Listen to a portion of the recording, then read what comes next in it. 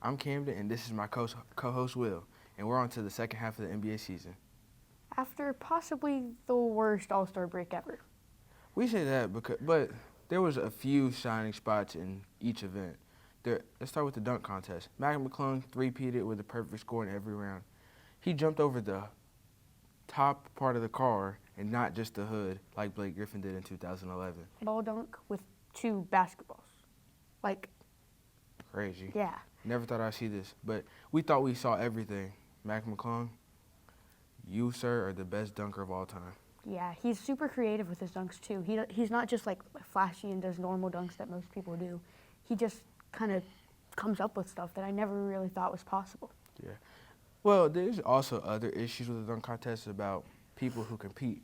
You might not have known who's in the dunk contest other than Mac McClung because he's won it the past 2 years. Well, But now it's 3. 2 years ago, you didn't know who Mac McClung was. Unless you were a real high school fan. Yeah.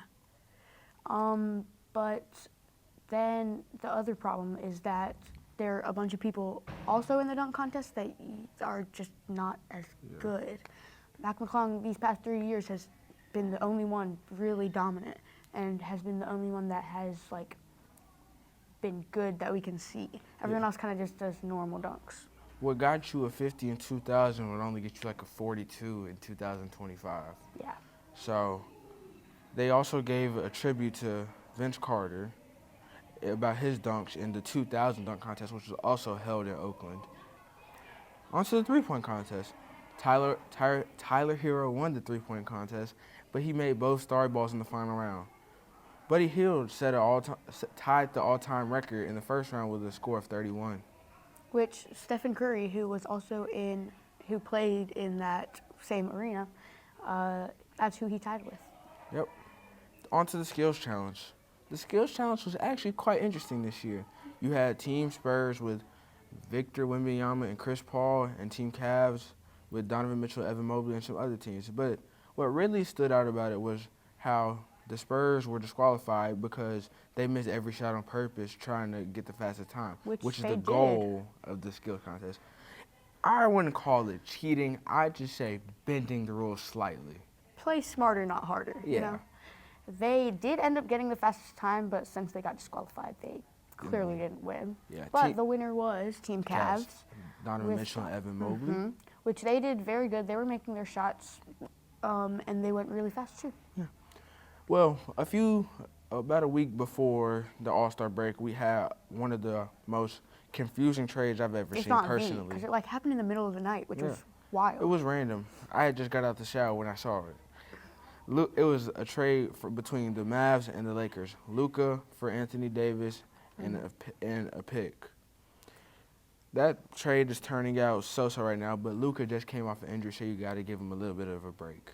He has played 3 games already, 2 before the All-Star break and 1 after, and he has gotten not even 20 points yet in any of his games, and he has had pretty mid shooting and mid other stats too. He hasn't had a lot of rebounds or a lot of assists. So yeah. On to the actual All-Star game, which was a tournament this is the first year they've done a mini tournament between 4 teams. The winner of the Rising Stars, the Chuck's Global Stars, Shaq's OGs, and Candace Parker's Rising Stars. So in the first semifinals, the Global Stars played the Young Stars, and the score was 41-32. The Global Stars won. SGA scored a game high of 12 points, and Chuck's Global Stars advanced to the championship game.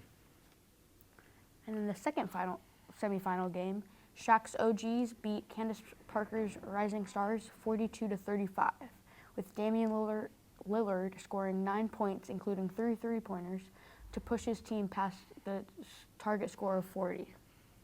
In the championship game, it was really interesting. Steph Curry had his little tribute because they were back in Oracle Arena, where he spent majority of his career to this point. Until they moved arenas. Yep, in 2020. Well, LeBron was supposed to play, but he didn't. He was a game time decision. This was his 21st All-Star appearance. Crazy. But he didn't get it because he. Well, he did. Well, it technically still counted, but he didn't get to play because he had some discomfort in his foot. Yeah. Steph Curry opened the game with a three from half court. That was clipped like crazy. I saw it a bunch of different times. Yeah. Fans at the Chase Center were shouting MVP as he received the trophy. Well, he did end up winning All-Star Tournament MVP. Well, I think that might be it. Yep, that'll That wrap was up. the game.